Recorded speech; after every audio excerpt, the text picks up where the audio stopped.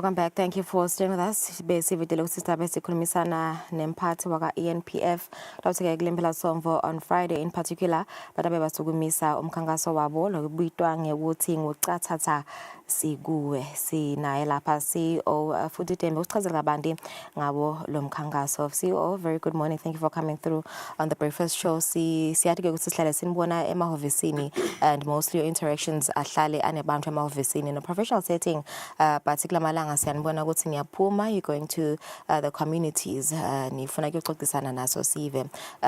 Tell us what inspired the strategic shift nje ukuthi niphume emahovisini and go to the people. All right, ngiyabonga Lulu. Ngivusele babukeli ekhaya emakhaya namhla ekuseni. Ngisho Lulu ukuthi le strategic shift lesibe naso or lesinaso nyalo, it's a deliberate shift lesiyendile sidlelani Mfongeni lekuthi asesike sibe customer centric. You know, sitobuka ukuthi eminyakeni lendlulile besine strategic focus sekudigitalize the services emalunga. So sesicedzile ke digitalize umsebenzi yakhona kuchubeke ama processes emuva ema-officeini. So sesithi manje because sekune mthwalo losusiwe etandleni tethu salosiya ke nyalo kuma members ethu sitokhona kuba sita first hand. So that's the strategic shift nje lesibe naso, and it's because of loku digitalize and phinze we are realizing that ema members edledlelani Mfongeni sanako i-expectation vele yekuthi salo siba semehlweni abo siba side closely ngoba nemhlaba wonke Lulu siyabona kuya digitalize but dokumchokwa kakhulu ukuthi singa allowi le machine ukuthi bese ihambe empili. So in a nutshell nje Lulu ngisho ukuthi that has been the shift to be member centric. Thank you, sis. Yeah. All right. So ngiyalithandela igama Cathatha Sikuwe, and I like that it's a Siswati name. You know, because niya kubantu vele ngiyokhuluma sona Siswati as Semaswati. So how did this name come about? Slowly Cathatha Sikuwe, and if you could just unpack nje le campaign ukuthi vele yini kahle kahle lena lendaba yenda. All right. Thank you so much. Shothi nje uma sibuka leli gama Cathatha. Ngithathe ngibeke emuva kuthi liqhamuke kuphi. Edledlelani Mfongeni ke saba kunika ema employees edledlelani Mfongeni ukuthi akake abe creative etenemagama desitowasebenzisa for this campaign. So ngingasho ukuthi one of the employees nguye lote naleligama kwaba nje nemncintiswano usamwinisa. So it is coming from one of us. Then usho kuthini lokucathatha sikuwe? Basically in summary usho ukuthi sithatha lidlelani Mfongeni silimikisa kubantu. Sengichazile ke la ngetulu ukuthi siyati ukuthi emalunga ethu sasifuna sibelekibo kakhulu. So hence we are taking lidlelani Mfongeni to the people. Ngoba ngichazile phinzi la ngetulu ukuthi because of the digitalization sesinaso sikhathi lesinengi lesisenda nyalo ukuthi sikhone kuba kubantu. Sibonile ke ukuthi kuhle ukuthi kunokuthi sichubeke sihlale and let people come to the offices. Asiyekibo sitobanika leli sito labalifunako. Kakhulu nje Lulu tindzawo lesivakashela tindzawo lapho kude khona ema branches edledlelani Mfongeni. Ngoba for the longest of time besolo sikhuluma sidledlelani Mfongeni ukuthi idledlelani Mfongeni li onke emadolobha, but isesibonile ukuthi ezikhamba sikhathi kuba nemisebenzi levulwako outside lamadolobha lesikiwo, and as a result ke sesiyaphuma sesiya kubantu. The first place lesitoba kiyo kutoba ngiseMalkens Lulu njengoba ushito ukuthi sisukumisa lo Cathatha simsukumisela eMalkens on Friday and Saturday. Okay. Yes, but nje sitohamba, it's a campaign that will be ongoing for the rest of the year. Umnyaka wedledlelani Mfongeni kuqala ngaJuly uphela ngaJune. So wonke lo mnyaka sidobe sihamba sivakashela tindzawo lapho sibona khona ukuthi kunema members efund and iphindze kunema employers la kugcwele ngakhona. Yeah. Njengoba usho nje ukuthi nibuke tindzawo lapho khona kude lama branches a-ENPF. Ngabe ifund ikubukile ukuthi vele mhlambe this year or the coming year naqala umnyaka nje umshito July ningete lama branches lapho kude khona ama branches ake-ENPF? Siyakubuketa Lulu. Kepha njengawo onke amabhizinisi kufuteke sibukete cost and the benefit. Njengoba ngishito ekucaleni Lulu ukuthi sesidigitalizile. So umuntu futhi ohleli estates sangakhona ukuthola ema services endlela Mfongeni. So sibese sibona ukuthi kunokuthi singathi singabe sesiba nema branches la stationed. Akuphumele tisebenzi tiye kulabantu ngesizathu sekuthi uma sivule ema branch kuphindze bese kunyuka ema costs ekuservice lama members kunyuka ema costs ekuservice ama members sekwehla tintalelo labatitfolako at the end of the year kwehla nje ama members interest lesibese sikhona kwa declaration.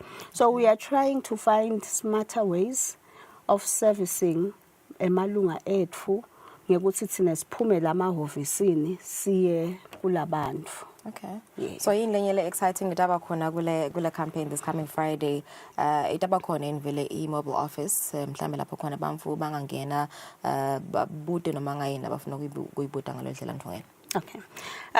Yes, basically uma sithi sithatha lidlela Mfongeni to the people. Onke lama services lo watfola uma uye elidlela Mfongeni atobe akubantu. Lokufaka ekhathi ke kuclaim. Lokufaka ekhathi siyati ukuthi besinabo baba besinabo mama sinabo gogo bebasebenza. Khona bantu labatofuna nje kufika kubuta ukuthi ngabe solo yasala yini imali yebatali bethu. Lokho sidokhona kuba sita khona le kucathatha. Kufake ekhathi ku register kwema members nema employers. Kufake ekhathi ku KYC kwema members, which is a campaign that's ongoing Lulu.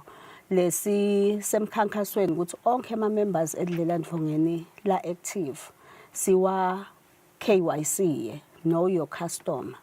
Kusita ngani lokho kuba sita ngani na kubo lokho kuba sita ngekuthi uma sebato claim sesi introduce i-express claim. Express claim isho ukuthi uyafika ufake i-claim yakho nyalo within 2 hours uyithole imali yakho ngoba lama systems saya check because information yakho sesinayo.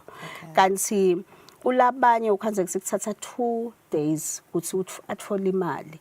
So we are encouraging members nje ukuthi ede kucathatha ato update information yabo. Lokunye ke lesitobe sigwenda ke Lulu toba nema members lafuna kuceba ema employers ukuthi ababa contributele sitobe sikhona. Kutoba nalabanye Lulu yathi kusemkhankasweni siwe ku converter. Batofuna kubuta nje ngale conversion ye fund sitobe sikhona sibasida.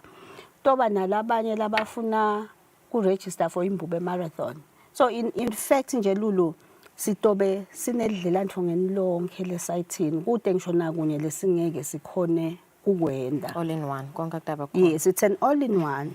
Lokunye ke Lulu lesinga encourage ababukeli ngako ukuthi nathi si executive sitobe sikhona on site. Sihlalele kubutwa ngaleli dlela Mfongeni kutoba nesikhathi where kutoba nokuthi nje buta CEO nga any questions. So it's just to encourage members ukuthi babe khona babute ngoma ngabe yini ngelidlela Mfongeni labo sitobe sikhona sibaphendvula. Okay. So lo sho ukuthi bangawaletha the relevant documents for labo nje labafuna kwenda KYC nama claims ngaphela ama documents mhlambe labangeta nawo. Okay, thank you Lulu. For KYC ama documents leswatsingako kakhulu yi ID yakho. usuke ke uma sokhona sidokhona bese siya ku interviewer sibuke ukuthi ngabe vele history yekusebenta ikhona yini la, but kakhulu iID yakho.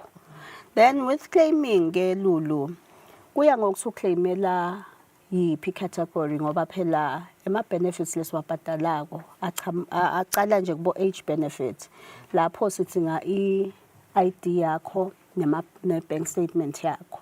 Then ukhanze ukuthi labanye batoclaima bo retirement lapho ukhanze kusesithinga netincwadi temchashi. But ke info lesitoyenda ngiyabonga nje ngalombuto sitokufaka kubo social media lokuthi ngiwaphila lama documents ngoba vele kumcokwa ukuthi emalunga ethu ete alungele ukuthi bakufuteke baphathene. Alright, skafishana nje CEO 10 seconds ngikuphe Malkens and icala ngabani campaign. Okay, ngibonga kakhulu Lulu.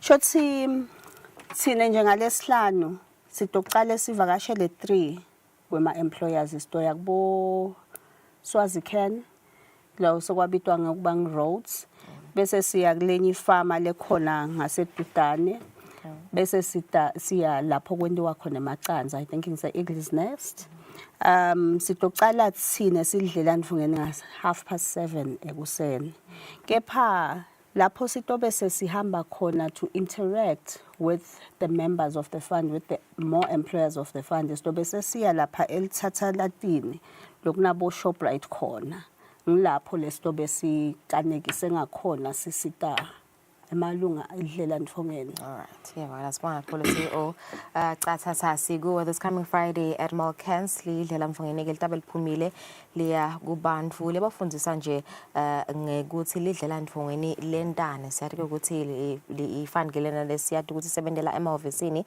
ama interactions ayo iwendela emahhovisini kepha ke sethethe isinqumo sokuthi cha ayiphume iyoxoxisana nesive iyokhulumisana naso sive saselikhefu sabuya masinyane.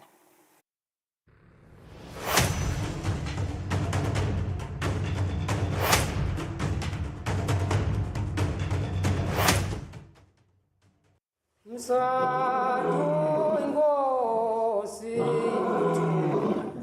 akaithatha